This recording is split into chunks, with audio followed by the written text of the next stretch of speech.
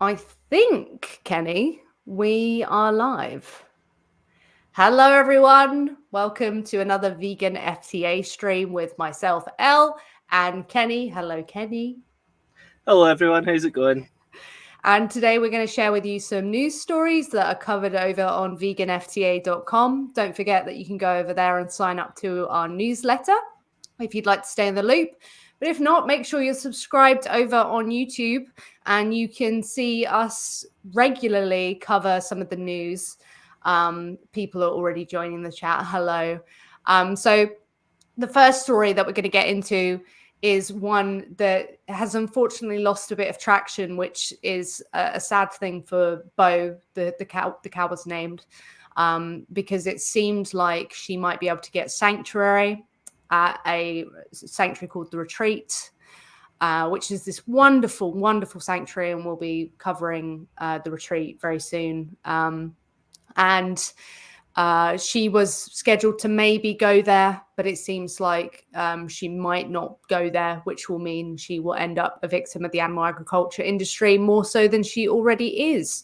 So the UK Home Secretary demands urgent explanation for police running over cow. And yes, the police decided to hit a calf with their car twice, and we'll go through it more here.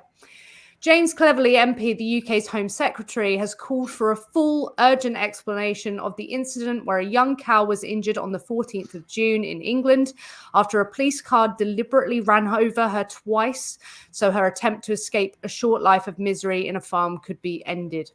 A video of the police attack has been circulating on social media, and it shows the escaped cow being hit once, trying to stand up and flee, and being hit a second time with her head becoming trapped under the vehicle. Kenny, what did you think when you saw this? It's just utterly shocking, man.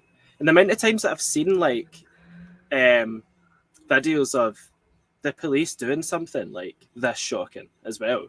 Like, see when something substantial happens, like there's a cow running through the roads and the streets, it's not like something that happens very often. People get their phones out.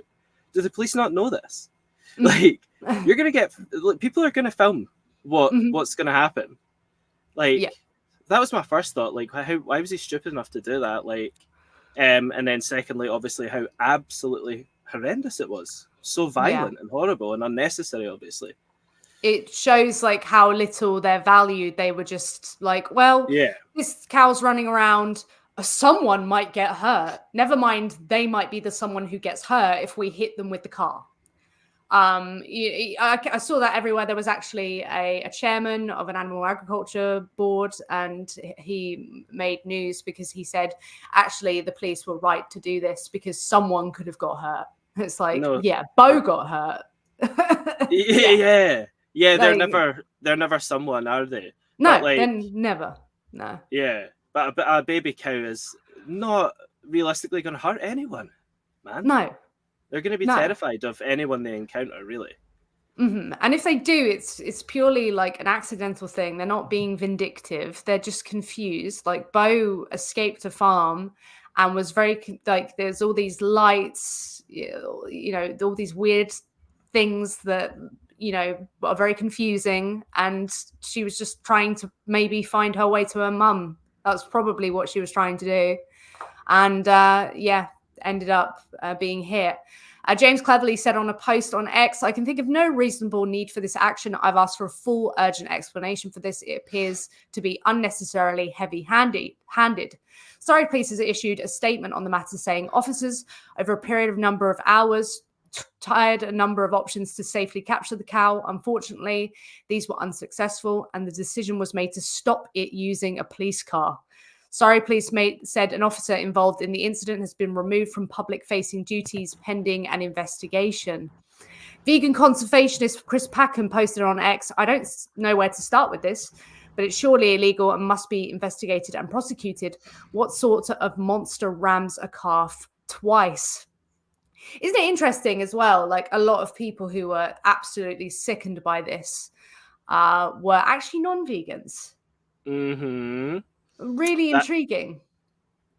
I'd never heard of. So, see these stories where the general public get like rally behind a specific like a personality of an animal and they want them to be rescued, and they're like a farmed animal. There's been multiple stories I've heard of since I started working with Vegan FTA. Like, I'd never heard about that before. I just find it so strange, like how many times this happens, but people don't eventually just make the connection that they're all worthy of the same like thought and consideration as Bo or Sue or whoever this specific story is about. Like, they never seem to extend their compassion beyond this one animal in that one story. Yeah, it's very weird how one can be put on a pedestal and then the rest can be forgotten about. Mm-hmm. It's a phenomena that just it perplexes me to no avail. Yeah, literally. Yeah. Before being taken back to the farm from which she escaped, the young cow was moved to a nearby farm. It appears that she suffered a cut, but no broken bones. Sky News reported that the farmer had not named her yet, which is a reminder of why cows such as this one escape from farms and slaughterhouses. They do not want to be treated as objects and be killed at a young age after a short life of exploitation. Ironically, after recently being exposed for supporting the keeping of cows and other animals in horrible conditions in farms that perpetuate this desire to escape and be free, the RSPCA has released a statement on upsetting and distressing footage saying that all animals should be treated with respect. The Retreat Animal Sanctuary has offered to rehome the 10-month-old cow, named her Bo Lucy, but the legal owner may prefer to kill her at some point next year, making her attempt to escape the animal agriculture industry an unfortunate failure. Isn't it weird that the RSPCA release a statement and say that all animals should be treated with respect when we've got right now going on all of this stuff against the RSPCA, alleging that they put the RSPCA assured labels on things that are not preventing cruelty, that are actually the pinnacle of cruelty. Certainly not respectful. Yeah, we're talking like one of the biggest investigations, like one of the biggest exposes that's ever been conducted, right? The 45 farms, if I'm not mistaken.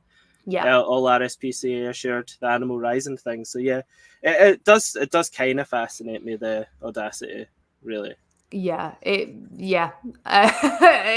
amazing because they will whack their RSPCA assured label on the very same animal on one of their bodies. Yeah. It's like, where's the respect? Like, could you imagine like being the victim and then someone like having the audacity to say that they respected you? Like, after they killed you and put you in a burger. Like, yeah. Being hit by a car is awful, but the slaughterhouse is worse. It's much worse. Much worse. Like, and if it's confusing to you, just imagine which one you'd prefer. It's quite clear. Yeah. Are you ready for the next one? Mm-hmm. Yeah. Okay. Doctors urge Ohio governor to phase out animal farms to control bird flu. Now, you hear this all of the time, bird flu outbreaks. There's worries that all these animals end up being killed because there's bird flu outbreaks happening. They're urging Ohio governors to phase out animal farms to control bird flu. PCRM calls on Governor Mike DeWine of Ohio to phase out factory chicken farms and mega dairies where diseases like bird flu can easily spread. The call has been prompted by outbreaks of H5N1 strain of the bird flu virus, which has resulted in the deaths of millions of birds on egg farms in Ohio and other states, and has already been detected in dairy cows in Wood County. According to the U.S. Environmental Protection Agency, Ohio has about 295 large-scale industrial farmed animal factories, so the risk of this disease spreading is considerable. These large animal factories force many animals to be housed in crowded conditions with minimal space, which threatens public health because this provides ideal conditions for viruses to spread, evolve, and even become zoonotic and infect people. There is a worry because, according to, I believe, the CDC, Many of these diseases that we see are zoonotic in nature, which makes you think, like, where have they, like, something like factory farming animals, especially in close proximity to different types of animals, is that not just asking for more diseases? On a level of public health, like, it's just honestly amazing being against something like animal agriculture, because for so many reasons it's just a daft thing to do. It's just the wrong thing to do. Like, on public health alone, never mind, what we focus on, our main focus is for the animals, like the horrible things that happen to animals. And then, but just even if I didn't care about that personally, just on a level of like, oh, I want to make sure people don't die of diseases, I wouldn't be. It's like things like E. coli as well. Like, I went into a shop yesterday and there's been a recall of all these chicken sandwiches. Oh yeah. Because of an E. coli infection, and it's like, oh my goodness. Yeah. Do we trust that that will always be the case before people have like purchased and consumed them and all that? Yeah, and these things are like likely to mutate as well, aren't they? These kinds of viruses and stuff. I don't think, like, especially if they pass on to a different like animal. Yeah, like the risks are insanely high. I don't think people actually realize that in order for us to, like, so everybody wants to have as much animal products as they desire at whichever time. It's like, in order for that to be accomplishable, like, we do have to like cram like tens of thousands of animals in one place. It's just utterly ridiculous. I do also think, like, it sounds so cynical of me to say this, but I feel like it might be more things like this and environmental impacts and whatever that shifts the food system from animal agriculture to like alternative proteins and stuff. I feel like it might be that before ethics. I feel like ethics might be a hindsight scenario with this. Yes, I agree. Like, yeah. Like, oh man, like, we used to do that. That was pretty bad. Yeah, that was so horrible. Like we do with many other things. We look back and think they're terrible, but people at the time mustn't have really thought that. I think we'll be forced into it because we'll absolutely have to stop, or else things will just be horrendous. Yeah. PCRM has 381 physicians in Ohio, 2.24% of all physicians that form the organization nationwide, who are concerned not only for the animals involved, but mainly for public health. They know very well that the recent pandemic of COVID originated from viruses jumping from non-human animals to humans, which is already beginning to happen with bird flu, as a handful of humans have already been infected, which is very worrying. PCRM has pointed out that farmers in Ohio grow many other plant-based sources of protein, calcium, iron, and other nutrients. Walnuts are grown on about 981 acres in Ohio and provide protein, fiber, iron, and calcium. The governor could support farmers in this state by asking the legislature to send him a supplemental appropriations bill that would establish a transition fund, similar to what has already happened in Vermont, which gives grants to farmers who wish to diversify or transition from one type of farming to another, which is really good to know that does exist because, we obviously farmers are doing, like the animal agriculture farmers are doing something that we vehemently oppose. But it would be good to know that they can actually get funds to transition and make it so that they're not participating in that. It gives it one less excuse as well. Like, what are we going to do if we don't farm the animals? Yeah. It's like, well, there are other things that you could do. Yeah. Yeah, plant-based food system needs farmers too, man. Yeah, absolutely. Where's all the congratulations and like we basically knight like all the animal farmers were like, you hero, man. Where's the broccoli guys at, man? Yeah, where's the broccoli farmer? Absolute hero. Yeah, they're heroes, man. Yeah. Where are they? Where's their shout out, man? Come on. Yeah, they never get the shout out. It's funny how animal farmers get such a big shout out. I don't know if it's to do with like it's like a veil of like they have to congratulate because it's so bad. Yeah. Some form of like gaslighting for sure. Some form of humane washing. Yeah, absolutely. Okay, are you ready for the next one? Mm-hmm. Okay. So this is actually in our title. And it's a really interesting article from Geordie, who is our main article writer. 8 facts the fishing industry doesn't want you to know. So we're going to kind of go through them. We're not going to go through the entire article in detail, but we'll go through the facts. The first one being most vertebrates killed by humans are killed by the fishing industry. It is a huge number. Yeah, if I'm not wrong, like I think the estimate's like 2.7 trillion, isn't it? Yeah, this article says 1 trillion to 2.8 trillion. Right. Yeah. Yes, it's an unfathomable amount. Yeah. Yeah, like individuals. I don't know if anyone's ever like tried to envisage like it's like dots and then just imagine 10 dots, then 100 dots, then maybe jump up to 10,000 dots, then 1,000,000 dots, then 1,000,000,000, and then 1,000,000,000,000. Like, yeah. And imagine all those dots are individuals with their own personalities.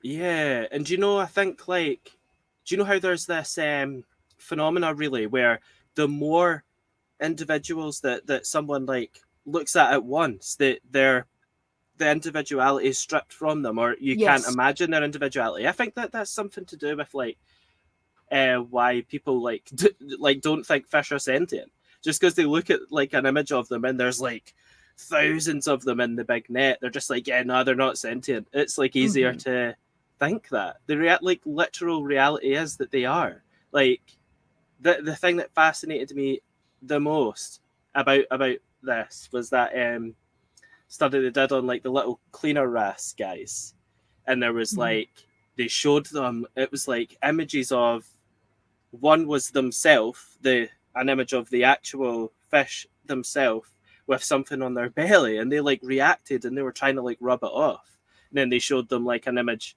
of another cleaner wrasse with the thing on their belly, and they were like, oh yeah, no, that's someone else, it's cool. I haven't seen that. Yeah, it's like insane. They're you know what I mean?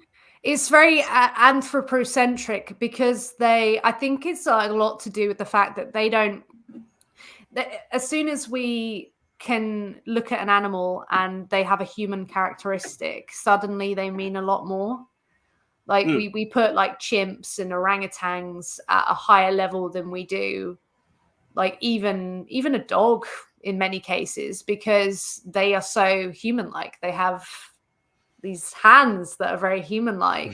And a dog, they can, pretty sure I read that they've developed an ability they've got more muscles in their eyebrows now than they used to. So it's like it's so that they can like move them more to appeal to us. Yeah, and they when they do the faces and it's like you're sulking, it's because they look like a human sulking. But with a fish, they don't scream, they don't really have any human expressions. In fact, the few that kind of do, we think they're really cool and probably would maybe hold them to a different standard. I don't know, but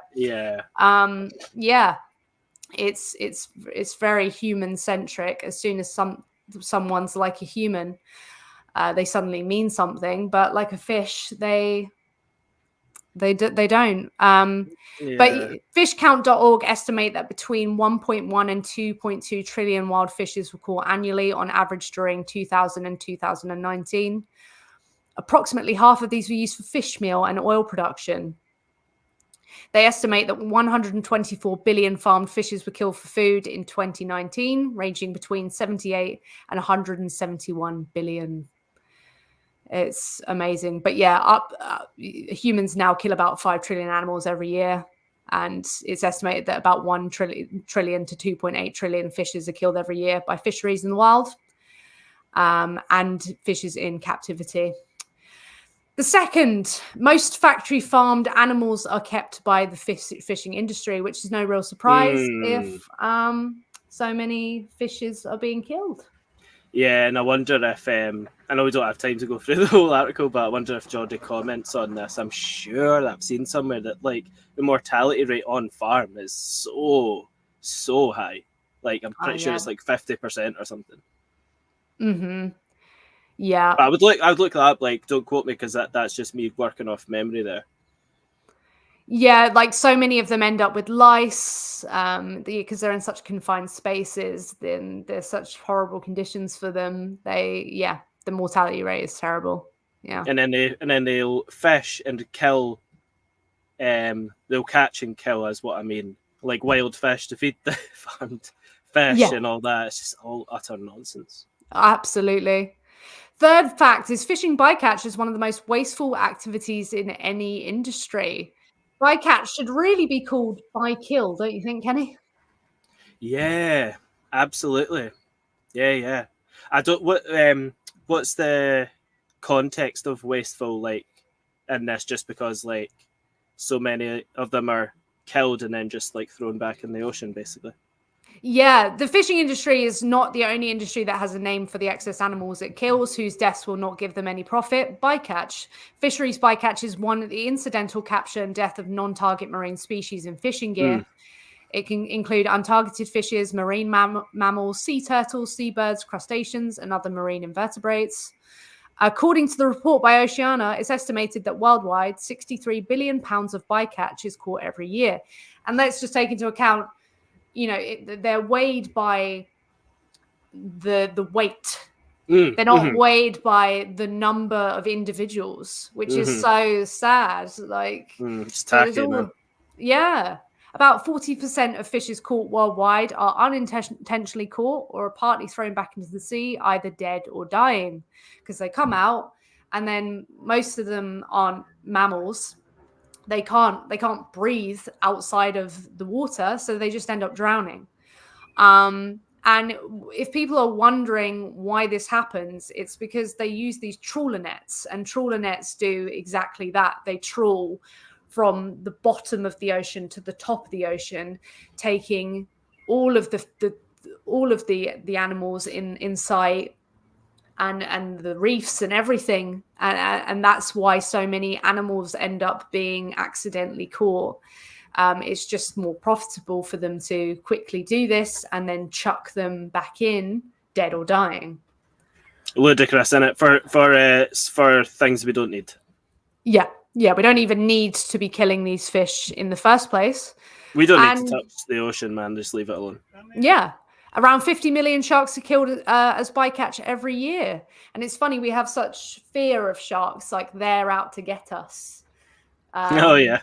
But if anyone should be scared of anyone, it should be the sharks of humans because, we kill so many of them. The fourth fact is the products the fishing industry sells to customers contain toxins. Dangerous levels of mercury and things PCBs, like that. Yeah. And if you're eating animals who eat other animals, it can be more hazardous because I forget the term, but as they're consuming these animals, it's going into their bodies as well, these mercury PCBs. I'm pretty sure that's why there's such high levels of mercury in animals like dolphins, because they are these mammals who consume other animals who have the PCBs and the mercury in their system, because we dump so much stuff into the ocean. And especially in mammals, because it's contained in their milk. So they feed their babies the milk, and it contains these PCBs. So they then contain these PCBs. Damn. But yeah, we'll read this one a bit more. Salmon farming poses potential health hazards for humans who eat meat of its inmates. Farmed salmons may contain higher levels of contaminants than wild salmons. Common contaminants include mercury and PCBs, which are linked to some cancers, neurological disorders, and immune system problems. Moreover, farm salmons are exposed to antibiotics, pesticides, and hormones that can affect people's health and create antibiotic-resistant pathogens that would make human medical treatments much more challenging. That's the thing with antibiotic resistance. Is another thing, another health hazard, a public health hazard, is antibiotic resistance. And so many of the antibiotics that we actually use are administered to non-human animals in the animal agriculture industry, and it's also the case in the fish farming. Which, and as you know, you may be encouraged by doctors of your country to not use them as much as possible, because the more you use them, the more resistant the antibiotics become, the pathogens become to antibiotics. So that's like common knowledge that you shouldn't just be having antibiotics for every issue that you have. But we're just giving them out. So it seems like something that's going to amount up to some sort of event, really. And if anybody that's especially like non-vegans, if you haven't like witnessed it, you should Google it, because there's like so much footage of like with fish and the guys just like pumping them with antibiotics and throwing them in. Like it's just wild, man. Mm-hmm. Absolutely. And our fifth fact is the fishing industry is one of the least sustainable in the world. I guess we could put that down to bycatch. Trawling. Important to mention then that if anybody feels like combative with that point, it's like when they're buying their thing, they're like, no, it's got this like the logo and it's so legit looking, and they wouldn't say it was sustainable if it wasn't. I'm really sorry, but they would, and they do. That's exactly what they do. It's all of these organizations that create these labels that go on the products are all within the industry. Like it's not external. It's not an external source deciding that, and they put on everything, man, everything. So just don't believe that. If it's something you care about, obviously you should just care about the individual that's being killed for the product you don't need. But I'm just making a point, like it's all lies, man. Watch Seaspiracy, and then there's plenty of other sources of people reiterating these points and going into detail about it on YouTube that you can find. Yeah, if I can remember from Seaspiracy, it seemed that what was claiming it was sustainable was actually governing itself. Yeah. It's like the RSPCA. The RSPCA tells you what is humane, and then they're getting paid to say this is humane, and it's like a self-governing thing, like you would expect. Everything becomes humane and sustainable then, like all the factory farm stuff, like just whatever, man.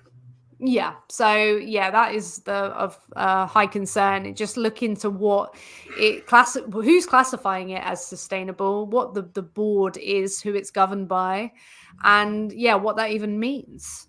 6, the fishing industry is destroying the oceans.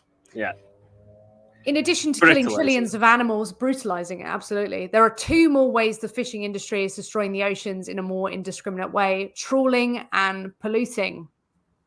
It's the trawling again. We don't realize that, because the ocean is so big, isn't it? So we just think we can just keep taking and taking and taking from it. Absolutely. There are so many animals out there, like so many of them have been killed.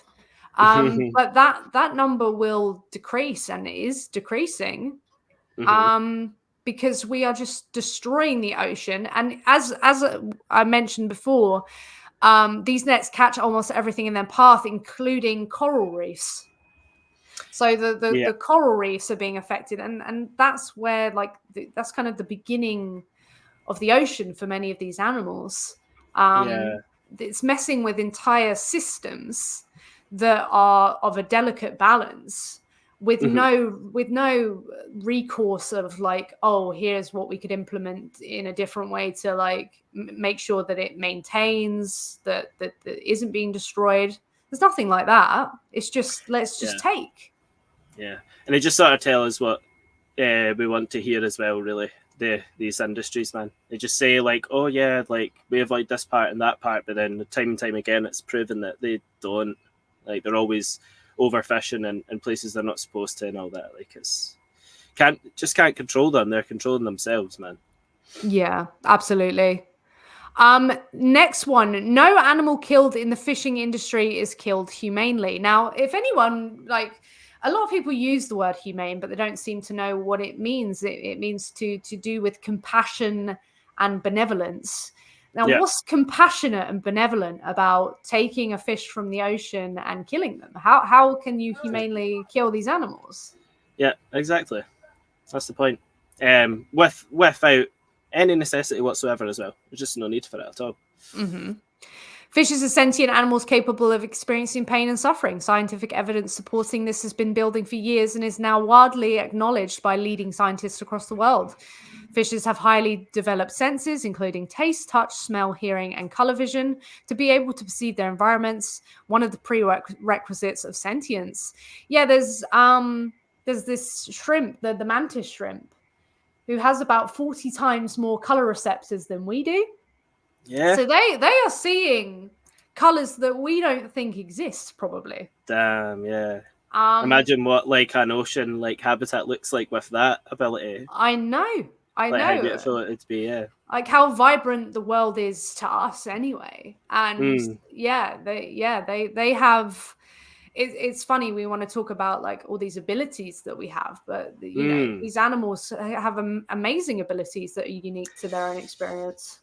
Very true. Yeah, we're always like, oh, we're the best just in every way. It's like I could concede to that we're the most intelligent, and we use, and as far as I'm aware, and we use that to just absolutely dominate.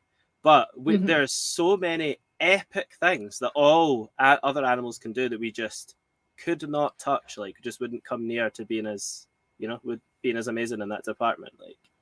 So just how are you valuing that, like that you're better than them, It's weird as well because like it's like I would say yes, we are like very intelligent, but it's like at the same time collectively, can we consider ourselves so intelligent when we're doing things like this which are so antithetical to desirable to our own existence, like we've gone through like the antibiotic resistance, we've gone through all these diseases spreading. It's just like, is that an intelligent thing to do? Never mind like a compassionate or benevolent or humane thing. But yeah, that's what I was gonna say as well. Like, where's the, if this is a term, maybe you'll have a better way to put it, but like, where's the like moral intelligence as well, right? Like to do the right thing and stuff. Where's that? That has gone out the window, Kenny. That is nowhere to be seen. Yeah. And number 8, the fishing industry is heavily subsidized by governments. Yeah, of course. Animal agriculture is heavily subsidized. Among such subsidies, which ultimately come from taxpayers' money, the fishing and aquaculture industries receive a large amount of financial support from governments, not only exacerbating the problems these industries cause, but creating unfair commercial disadvantages for plant-based sustainable agriculture that tries to build the vegan world of the future, where many of the current global crisis will be averted. In some cases, the fishing industry is subsidized to continue fishing, even when there are no fish to catch. Currently, annual subsidies of global marine fisheries amount to about $35 billion, representing about 30% of the first sale value of all fishes caught. These subsidies cover things like support for cheaper fuel, gear, and shipping vessels, which allow the ships to increase their destructive activities and ultimately leads to the depletion of fish populations, lower fishing yields, and decreased incomes for fishers. These kinds of subsidies tend to favor the most destructive, larger fishers. The top 5 jurisdictions subsidizing the fishing industry are China, the European Union, the US, South Korea, and Japan. accounting for 58%, which is 20.5 billion of the 35.4 billion spent worldwide. So, yeah, of course, the bigger ones get more of the money. Yeah. And the people that might, like, non-vegans that would think, so the point that says, like, it's an unfair advantage that these industries have against, like, plant-based industries. So, like, essentially what a non-vegan might think is, like, yeah, but I don't want to eat plants. I like the fish and chips and whatever. Like, don't quite understand that we already are able to create products like Earthling Ed's restaurant, that No Catch Co. Like, I had that at Vegan Camp Out, right? And essentially what you have is like this this like replicates cod and has like that flaky texture and all that, seaweed over the top, has like an ocean like flavor, got the batter over it, the mushy peas. Like, what more do you want? Like, so we don't even have to sacrifice a non-vegan might think, yeah, but then I'll have to give up the food that I love, and they just aren't able to care about any of the really, really important stuff because all they can think about is their own selfish taste pleasure. But you don't even have to give that up. We'll just recreate that meal with plants and it'll taste amazing, dude. Yeah, Squeaky Bean have brought out a vegan tuna, and Omni do a vegan tuna, and they're both absolutely banging. And it's really weird. It's really weird to eat these things and then like have weird flashbacks of when I wasn't vegan, and then feel nearly kind of sick because I'm like, are you sure this is vegan? It's a really strange experience being a vegan and then eating things that are very like uncannily like the same. And they do exist if you want them that badly, but is your desire for them more important than their literal lives? Exactly. Like, exactly. No, the answer is never. A sensory pleasure will never be more valuable than an entire being's life. It won't be, and yeah, but the point is that, like, we can just make amazing food regardless. So there's literally no sacrifice. Yeah, there's nothing to even worry about at all. No, absolutely. Well, those are the 8 fishing facts to go through. Thank you for going through that with me, Kenny. Yeah. Now we have a video from Debug Your Brain. Are you ready for this? Yeah, man, I love Justin. Yeah, no, Justin is fantastic. If you don't know Justin, if you're watching over on Facebook, I see some of you are. Head over to the YouTube channel, Vegan FTA. You'll see that we did an interview with Justin on effective vegan outreach, on things that vegans don't really talk about. It was 45 minutes of just like, this guy is an information tank. He is just, he's just really insightful. He's fantastic. He's one of my favorite activists. And he's made this video called Woke Student Has a Change of Heart, and it might be important to read the context. For context, his friend had been to our Elwood's dog meat table a few days before, told him about it, and brought him to have a chat. For anyone who doesn't know, Elwood's dog meat is this setup where they're selling the dog flesh and seeing how the public reacts to wonderful dog flesh. When he says is this about dog meat, I'd eat a dog, he's being trolly and trying to get a rise out of me. He's still being a little trolly when he says they go to the bacon factory, but pretty soon after he becomes more sober and good faith. Overall, an awesome conversation, and it was really great talking to both of them, as by the end they were incredibly open and honest. So yeah, let's watch it. I'm going to see if I can bring it a bit larger. Yeah. There we go. Okay. I eat a dog. If I kicked a dog, that would be up. But if I kicked a rock, that's probably fine. Or if I kicked a toaster. Yeah, pesky toasters. Yeah. I do know somewhere they go to pesky toasters. 100 years ago, if I was like eating the shit out of. You guys want to answer questions for a cookie? Animal rights questions. They are about that, yeah. Huh? I need a dog. This is not about dog meat. Were you here the other day? Yeah, I was. And I'll direct these to you then. What do you think about animal abuse and people who abuse animals? I didn't get that question. It's a different questions. This question can seem kind of silly and obvious, but I'm establishing a very basic values up from what people, when people get defensive, they have a habit of denying very basic values later. And that's very true. Like you want to, like, when you're talking about other issues, people are so quick to be like, oh no, all beings are deserving of their rights. It's so messed up when someone like kicks a dog, for example. But just to make sure at the start, it's a really good thing to just see if they are someone with some compassion. In my opinion, like the issue is, I'll exchange the word silly for like simple and obvious. The entire issue of veganism is so simple. It's so simple. It actually is so simple. Painfully simple. It's you don't even have to change who you are to be a vegan. Like my principles on animals have always been the same since I was little, that they are individuals, they have personalities, you shouldn't hurt them. It was just my actions didn't align with that. So that needed to change. I didn't have to change. But yeah. Did you get some like philosophical one?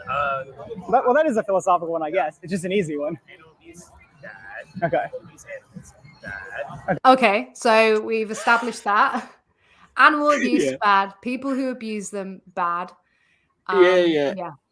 He said it in such a patronising way, but we'll soon find out he doesn't think it's that bad. That's what's so funny. Bad. Animal abuse, bad. Some examples? Sure. When I saw a person kick a dog. Kicking a dog's a good example. Anything else that you think would qualify? I mean, I'm sure we're going to talk about like CAFOs, for example, or, like the chickens in like very small spaces, or like different types of farming practices. So. I usually don't touch on that specific thing, though. Did you want to say something? For the UK people, like CAFOs is like factory farm. Yeah. Right. Yeah. Right. Yeah. Why do you think abuse is bad? Like, why is it bad to abuse an animal? Because if I abuse him, he'll be sad. He has feelings. Yeah. And if I think something has feelings, that's not morally correct in my opinion. Right. So, like, if I kicked a dog, that would be up. But if I kicked a rock, that's probably fine. Or if I kicked a toaster. Yeah, I know. There's pesky toasters. Okay. So then, I guess, do you think you fund any industries that directly contribute to animal abuse? I'm sure, like, the logging industry or maybe the cruise line industry. They may, yeah. They may in very indirect ways, but I would say the most direct one is probably... Yeah, that's fair. It's like they knew before. It's like, yeah, okay. I've never heard those suggestions before. Cruise lines logging and cruise lines. I've never heard those suggestions before, man. Hello, everyone in the chat, by the way. Thank you so much for being here. If you are here, just leave a comment so we know that you're here and okay and you're watching and everything's coming through and we're not just speaking to a wall. So it's fantastic that comments are there, because that would be really awkward if I hadn't clicked live. I think I'd cry. I think I'd actually cry. Okay. Milk, eggs, those sorts of things. Yeah. Do you eat cows, pigs, chickens, eggs? All of them, some of them? I eat the wide spectrum. The whole shebang. Okay. Are you vegan? I'm vegan, yeah. Let's say you do eat pigs. Yeah. So do you know anything about like what happens to pigs? Like we have... It's so funny, as a side note, like debug your brain, Justin. Like, I don't know if you noticed, but he's hench. He's got some big arms. It's just like hilarious to me when like vegans go out and they're like, yeah, I'm vegan. And they're like the biggest guy in the room. And they're just like, yeah, I'm vegan. With their shoulders out like this. Yep, I am vegan. It's good, man. It like shuts that down straight away. At least he's twice the size of these guys. Like, oh, guys, fantastic. That's funny. You go from a baby pig to on your plate. Do you know like anything about that process? Yeah. I do know somewhere they go to the bacon factory. They do go there at some point, yes. So so there's a lot of interesting things people don't know. So like when pigs are babies, we'll actually like slice off their tails and we'll like cut out their teeth. And do you know why we do that to pigs? So because we keep them in such tight conditions, they get really distressed and they'll actually cannibalize each other if we don't do that. So we actually do it as a preventative kindness. Yeah. Yeah. So we can go Yeah. Something else we do that people don't realize is we actually will, this sounds kind of gross, so I apologize, but we'll slice 2 slices in their scrotum, and then we'll actually rip their testicles out. Like, we literally rip them while the pig is fully conscious with no painkillers. And do you know why we would do that to the male? We talked about this. I interviewed Justin for Vegan FTA, and we talked about the importance of bringing up this point. Because we take so much from animals. We take everything to the point where we tell them that when they can breed. We even do that process for them. And yeah, ripping. I don't have testicles. And I can feel that when it's such a visceral. It's horrendous. I'm just here every time it's brought up, or when I mention it, I'm there oh God. And we do that to animals, for we do that for the taste, so that the taste doesn't spoil. Because if they have their testicles, it can have that effect. But also, so they don't breed with each other. Yeah, this is it, man. It's like, in order to turn these animals into commodities, we have to just do insanely horrible, unnatural things, but everyone will just claim that it's the most natural thing, right? It's so weird, man. Mm-hmm. Absolutely. Pigs? I can't hazard a guess either. Why is that? Yeah, so there's a couple reasons. One is sexual exploitation is just part of every industry. Of pigs, yeah, because the pigs don't get to decide when they reproduce. We tell them when to reproduce, right? We want very specific genes from very specific pigs, so they can't be reproducing. No, I get that. Yeah. I thought you meant something different. Well, that also happens. We basically, for lack of a better word, essentially jerk off a pig, get semen from them, and then shoot it into a female pig's vagina. Like a human does that. And so that sexual exploitation is just part of any sort of animal flesh that we would eat, which most people don't know, and it's pretty up. I know, because the usual argument is that, under the gatherings where is this really natural? Yeah. So what we're doing now. No, I mean, back. The natural thing is weird anyway. Just because something's natural, it doesn't mean that it's good. Diseases are natural. Cancer is natural. These things are natural. Killing each other is natural. Literally, we talk about killing being natural, and it's as soon as a human kills another human, why would they do that? That's so evil. Mm-hmm. It's yes, it is, isn't it? Yeah. Yeah. The reality of it is we can't just wait around for them to mate and create the babies because it's the babies that we kill and eat. That's why we kill animals really, really, really young, because we force mothers and fathers to reproduce as quickly as possible, and then we kill the babies as soon as possible, as soon as they're adequate for whatever product we see fit. Can't just wait around for animals to mate, and then it's people just don't know anything about the industries, man. They don't know anything about it. No, fascinates me. Basically, it's all systematic, all in a certain way to maximize profits. But then you talk about maximizing profits with sentient beings, so their needs end up completely going out of the window.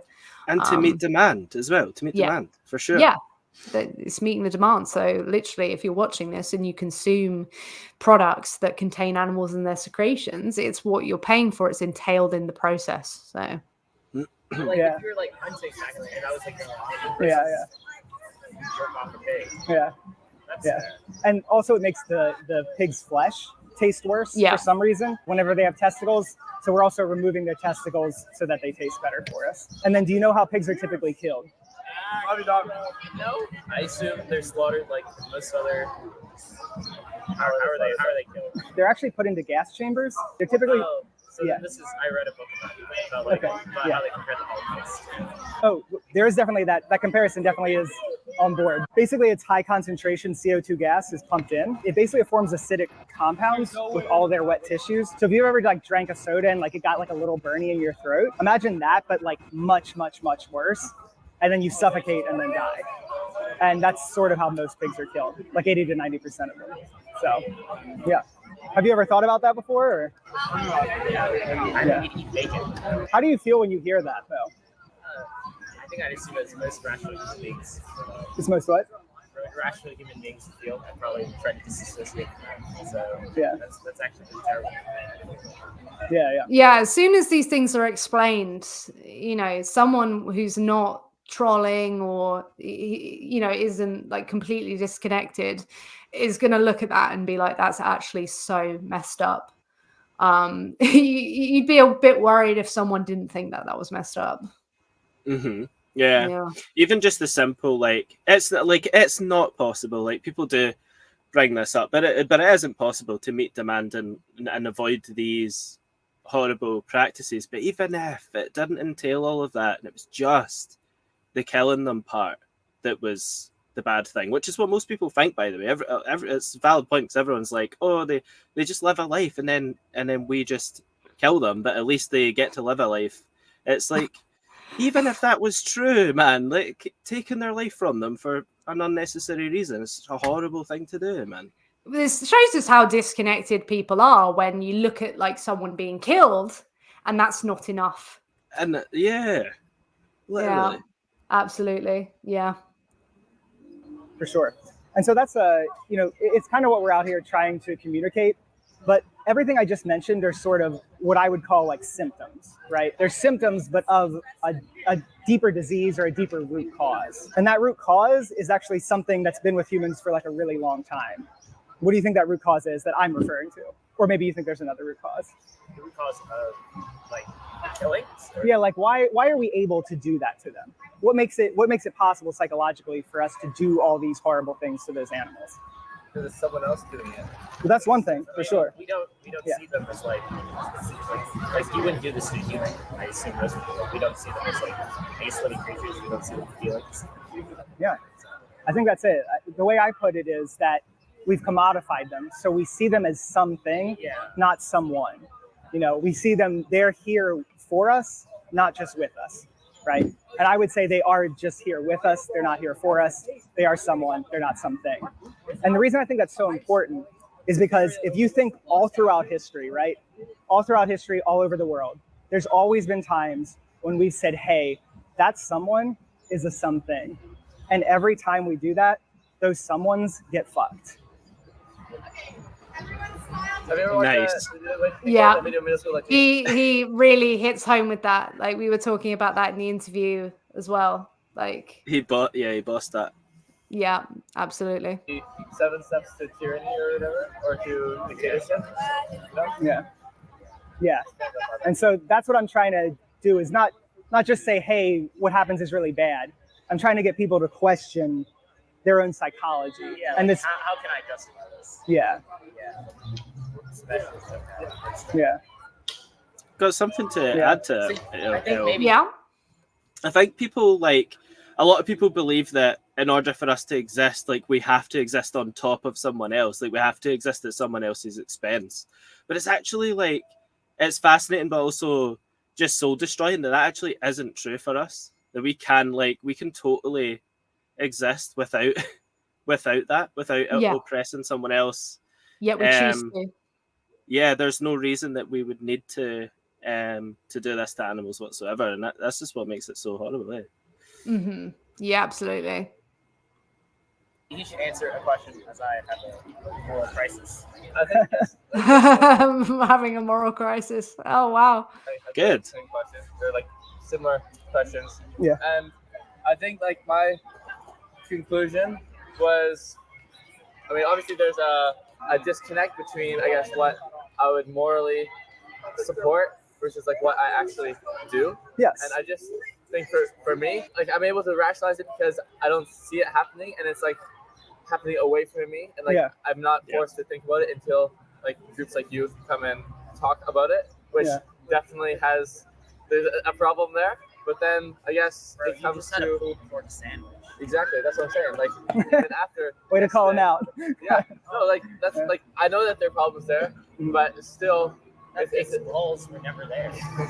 I like they were ignore it just like so many people do, and I mean, I guess it comes down to he couldn't even jerk himself off. Yep, goddamn. That's right. He had to be jerked off. Yeah. Bro, I can't. You're right. Is there any sort of sustainable like brands you know of? Why is it? No, I mean, like the thing is these things are all endemic to the industry. You know what I mean? So especially So like when you hear grass fed, or you hear like free range, that's just is that buzzword? It's bullshit. Yeah. You know, like greenwashing for the environment. We call this humane washing in the animal agriculture industry. It's all just it's spin. It's all the same. I still don't see what any of it had to do with sustainability of any of what you mentioned, but fair enough. No, yeah. Any moral way you think Probably not. I see like freaking took out a spear and like and even then it was still Right, because would you take out a spear and just kill a dog on the street? You're a human, Regardless of what you do, like something is going to die. Something is going to experience death Someone. for you to get that. And like when you think about that, it sucks. No, that's the thing. Like I don't think externalize it. So it sounds like you have like a value, right? You have a value here, and then but your actions aren't aligning with those values, right? What do we call someone whose actions don't align with their values? cognitive dissonance. And He gets everyone to say for him the things that as well, which is really powerful. Like, yeah, it's got to be a lot more powerful than going, "You're a hypocrite." Yeah, sure. absolutely. Yeah, there you go. What do you think would be stopping you though? So like I guess let's get really granular, right? You walk into the store and you see pig flesh there, chopped up pig body parts, right? And you say, okay, I can grab these chopped up pig body parts, or I can grab tofu or lentils or beans, or I can even grab like the new analogs like the vegan chicken nuggets, Why do you still go for the chopped up body parts of the pig rather than the vegan sausage or the lentils or the beans? What do you think's stopping you? I say two things. One of them more justifiable than the other. It's like justifiable, I say, but like it's how I've grown up. Like or I guess how my family has grown up. Like my grandfather. Familiarity, nutrition. Mm-hmm. What? Familiarity. That's how you've grown up. Yeah. Price. Yes. Meat is usually cheaper. Nutrition probably has the best macros out of all those things. That's honestly why. So yeah, a lot of people think that actually.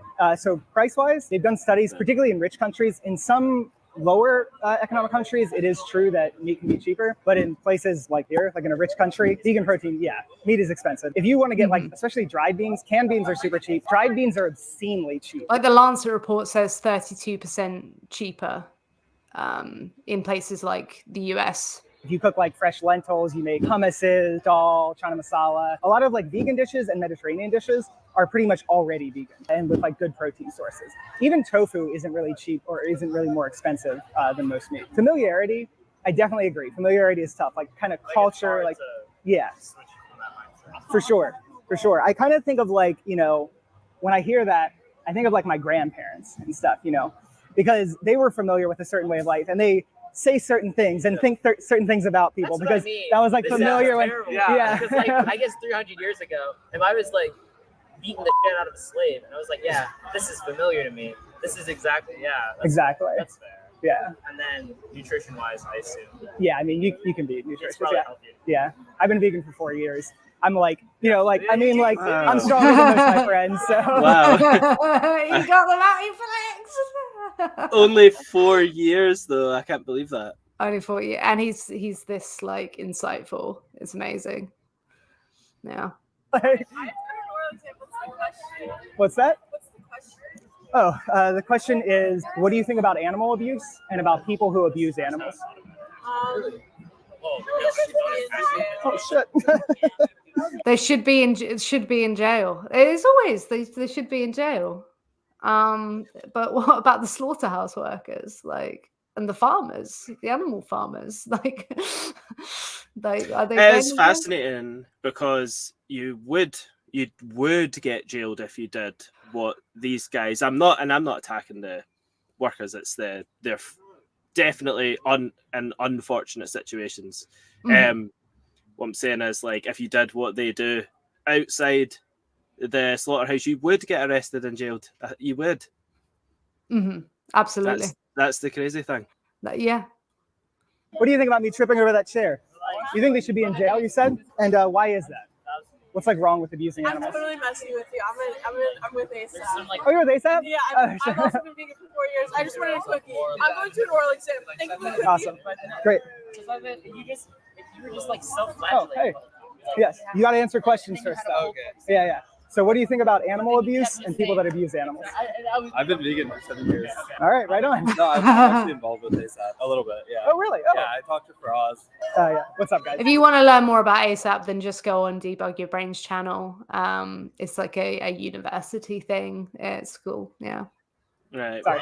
Yeah, no, so Those people- I was trying to like lead up to something. So I guess for me, over the last couple of years, I guess like succumb to maybe more of a pessimistic worldview where not necessarily like in relation to food, but in the past I've had like stronger moral stances. It was like more and more often there was no gain from that outside of like how I felt about myself for like pursuing like a moral, what I consider a moral course. Yeah. And just like more and more I would see like other people gaining advantages for not like doing things I would consider moral. Yeah. And like in terms of tangible results, like my I guess morality in certain things was kind of a disadvantage. So I was just wondering how you would. Justin's being patient here because I am actually like not able to follow what this guy is saying.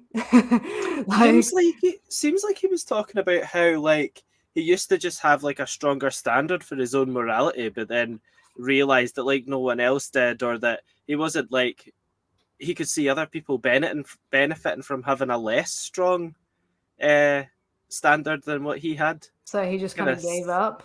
Sounds like that's what he was saying, yeah. Right. Like not justify it, but how you would connect that to like an organization like this, where it might be easier to get meat, like both culturally and financially in some cases, and like how you would like justify making that step away from it if you have no, I guess, moral drive to, or if it requires that moral drive. Yeah, I mean, I guess at some level it is going to require that moral drive. It's going to require you to, at least to some degree, like follow the golden rule or step into the victim's perspective. You know, like if you were the victim, for instance, like how quickly would you want you to stop? You know what I mean? Immediately. You know, another thing you can think about too is like, okay, maybe it's a little hard for me to go to this event because there's less options, or maybe it's slightly harder for me to find this in the grocery store. But the question I would ask myself is it harder for me to like take a couple extra steps or maybe spend like a little bit more in the grocery store? Or is it harder for the pig to get their testicles ripped out and be thrown in a gas chamber? You know, and so that's kind of where I would go through. But I'll tell you, like, there's a break-in period, but after the break-in period, it's like not like I don't think about, unless I'm like out here like chatting with people, I don't think about really being vegan. No. You know, I have the foods that I eat. Yeah, I just have the foods that I eat. You go to the like I eat so much vegan ham in a day.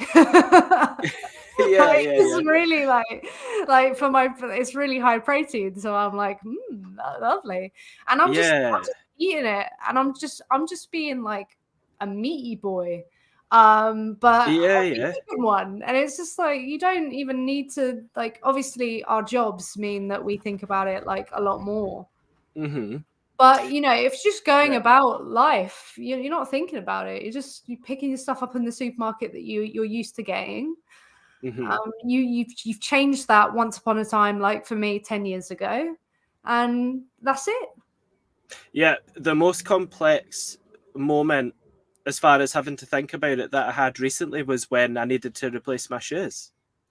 And I thought the brand that I loved, there was a brand that I really liked, the shoes, and they had like really good sustainability credentials and all that, so I was really into them.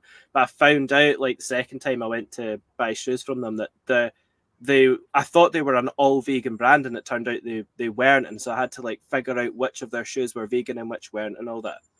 Mm-hmm.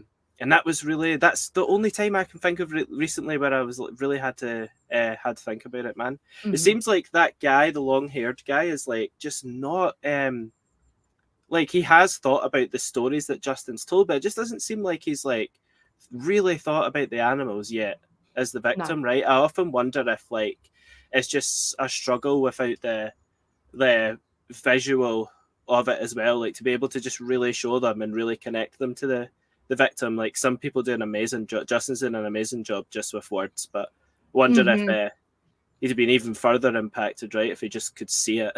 But some people just really benefit from the visual and cannot really like imagine scenarios like that. So yeah, the visual really does help. Yeah. If you have it handy, it's a good thing to have. Like, when I was outreaching to this man, I'd recently been to a farrowing crate facility.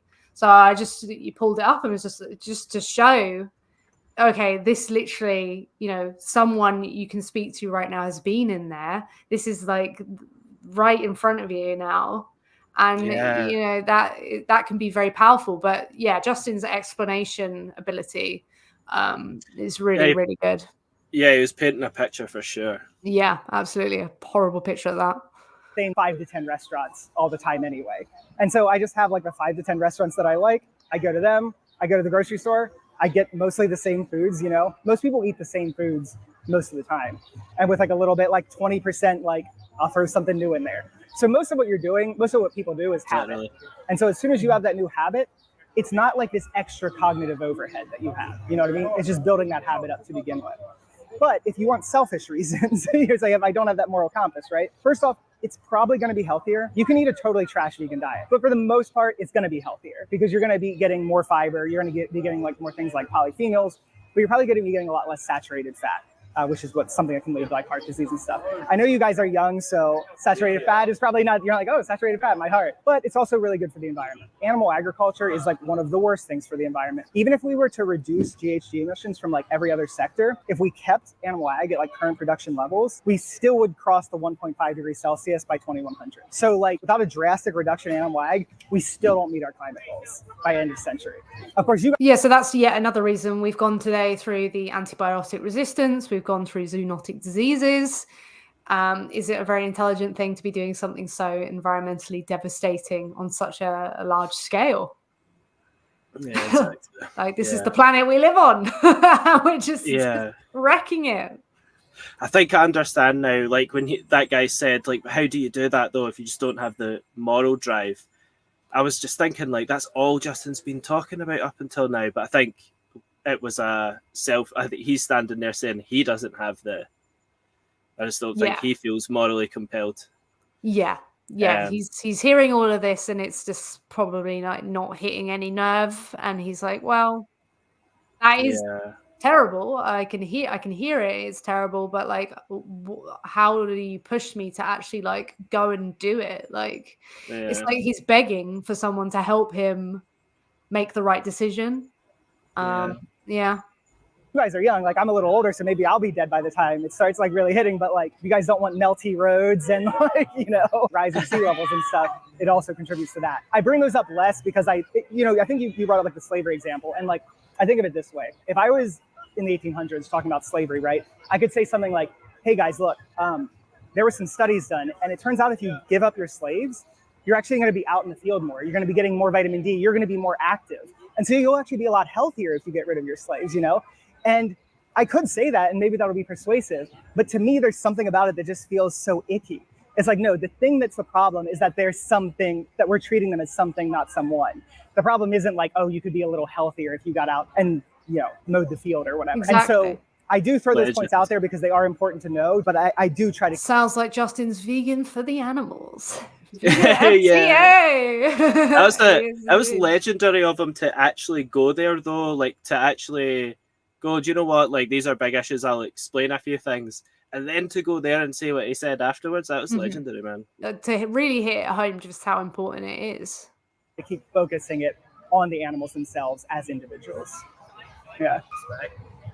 If I had like a source for you that could like help you guys go vegan, would you be interested? No, why not? Yeah. Do you have a phone on you? Yeah, there's those two things. So How to Stop Paying for It is a 22-day challenge. The top video, What We Do to Animals, that's a 2-hour... The one that they had on the computer yesterday? It is. Yeah. That's a 2-hour movie. No one watches that 2-hour movie. I can't watch the 2-hour movie. However, this is what I would say. If you are going to continue to pay for the exploitation for those body parts, right? I think there is at least some ethical pressure to just look at what you're doing. Try to watch it for 15 or 20 minutes, okay?